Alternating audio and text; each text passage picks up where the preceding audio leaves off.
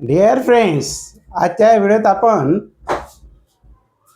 Will, would, shall, should, can, कुड चा वापर वाक्यांमध्ये कसा केला जातो ते आज आपण या व्हिडिओत पाहणार आहोत. चला तर मग फर्स्ट विल.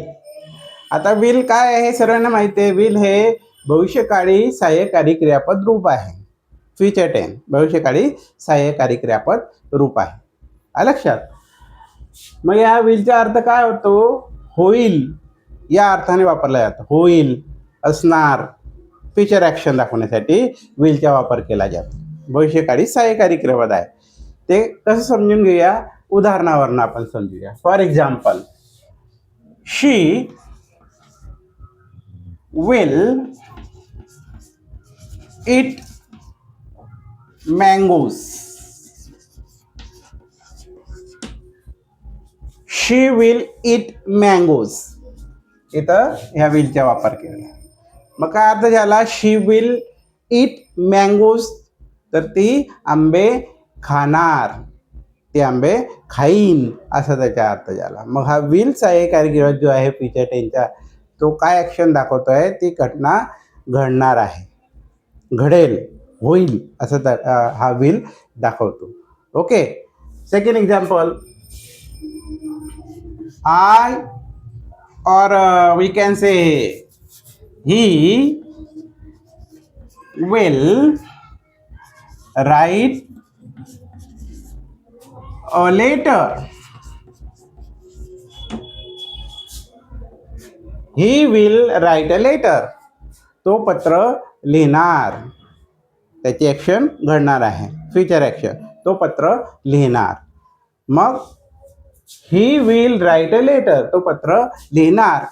किंवा शी विल ईट मँगोज, ती आंबे खाणार. असं या सेंटेन्समध्ये विल काय करतोय? ती ॲक्शन फ्युचर ॲक्शन दाखवतो आहे. म्हणजे फ्युचरमध्ये ती क्रिया घडणार आहे असं तो दाखवतो आहे. त्याला म्हणता भविष्यकाळातील सहाय्यकारी क्रियापद. ओके. Second, would. वूड भविष्यकाळाचा भूतकाळ. मग वूड काय आहे? तर विलचेच फास्ट फॉर्म आहे. विल हे भविष्यकाळी सहाय्यकारी क्रियापद आहे आणि त्याचे फास्ट फॉर्म म्हणजे भूतकाळ रूप वूड होतं. पण तो अर्थ चेंज होऊन जातो, अर्थ बदलला जातो. तो कसा? मग वूड काय आहे? भविष्यकाळाचा भूतकाळ आहे. याचा अर्थ काय झाला? वूडचा अर्थ असता किंवा असते या अर्थाने वापरला जातो. I will explain you with an example. For example, she would eat mangoes. She would eat mangoes. काय अर्थ झाला बघा आता या वूडच्या? विलचा भूतकाळ वूड झाला, भविष्यकाळी भूतकाळी रूप. मग she would eat mangoes. It is desire, इच्छा.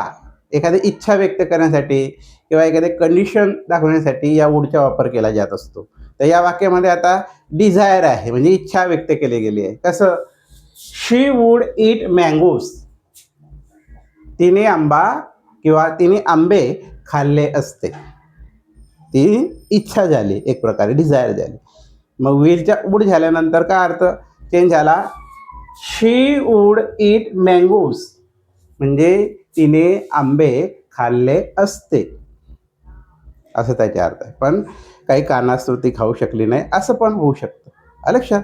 शी वूड ईट मँगोज, तिने आंबे खाल्ले असते असं त्याचा अर्थ चेंज होतो जेव्हा बिलचे वूड होतं तेव्हा. Second example, he wood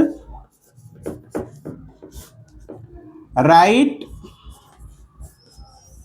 a letter. He would write a letter. Would वेलच्या वूड. मग त्याने पत्र लिहिले असते. त्याने पत्र लिहिले असते. त्याची एक डिझायर होती, इच्छा होती. त्याने एक पत्र लिहिलं असतं पण काय कारणास्तव तो लिहू शकला नसेल असा त्याचा अर्थ होतो. मग या वूडचा अर्थ काय झाला? He would write a letter. त्याने पत्र लिहिले असते म्हणजे असता, असते असं हा वूड वाक्यात दाखवत असतो. असं विलचा भूतकाळ वूड आहे, भविष्यकाळी वूड आहे. विल भविष्यकाळी रूप आणि त्याचे पास्ट फॉर्म वूड आहे. Understood? Will, would. Okay. Second, shall, should. Shall काय आहे? शल. काही कसं प्रोनाऊन्सिएशन करतात, या SHALLचं शाल असं म्हणतात. शाल. शाल is the wrong pronunciation. It is shall. You have to say shall, not shall.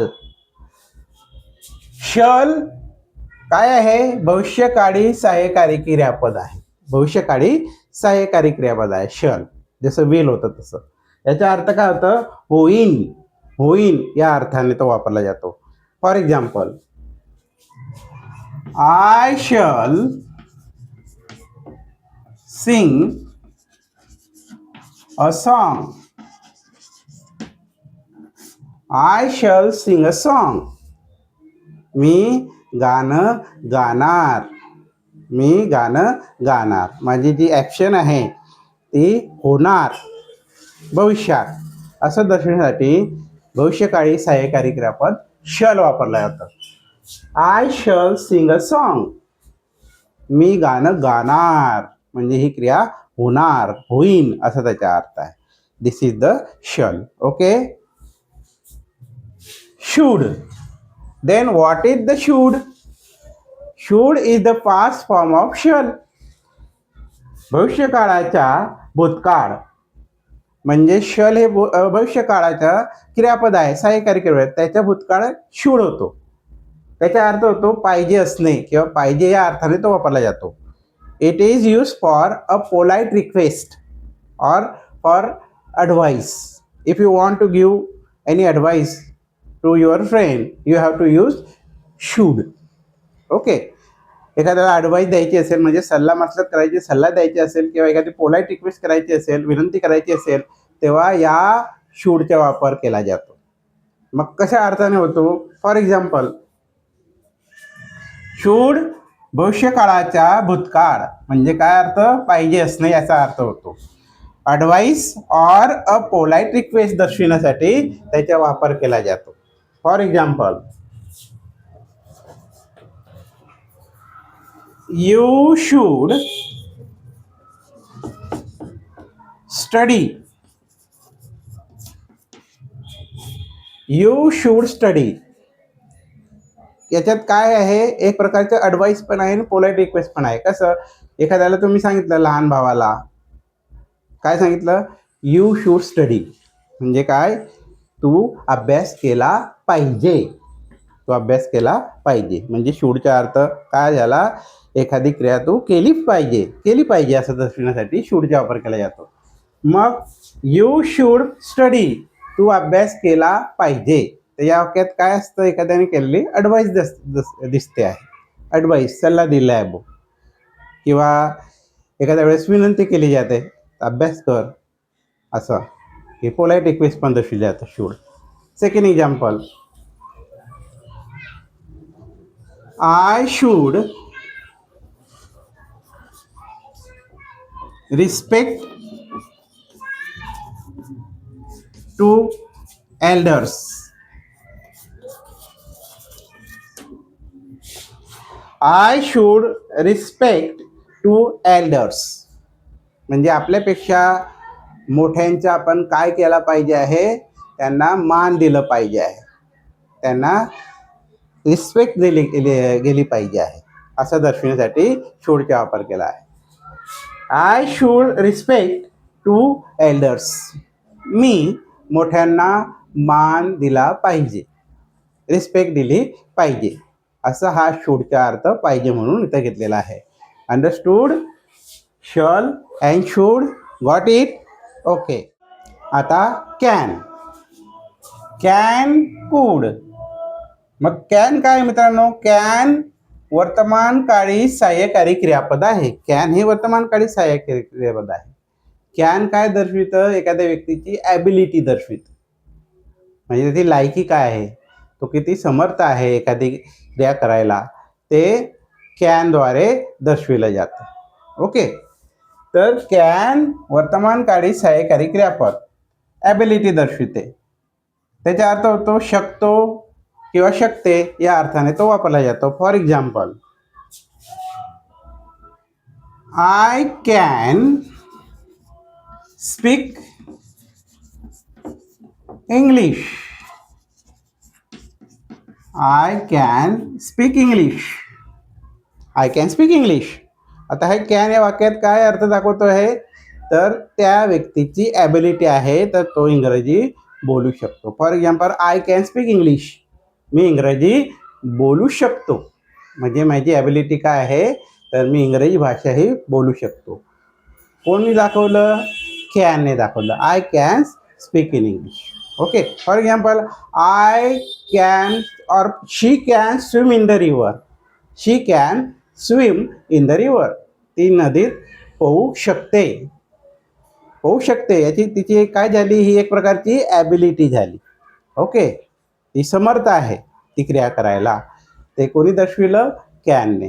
आणि या वाक्यात काय दर्शवलेलं आहे कॅनने, तर I can speak in English. म्हणजे मी इंग्रजी बोलू शकतो असं दर्शविलं आहे. माझी ॲबिलिटी इथं व्यक्त केली गेलेली आहे कॅन वापरून. ओके. Understood can. कुड. कुड कॅनचे भूतकाळी रूप. कुड हे काय आहे? कॅनचं पास्ट फॉर्म आहे, भूतकाळी रूप आहे. त्याचा अर्थ बदलून जातो. शकलो किंवा शकले म्हणजे त्याची पास्ट ॲबिलिटी दाखवली जाते. कुड वापरून काय केलं जातं? पास्ट ॲबिलिटी दाखवली जाते.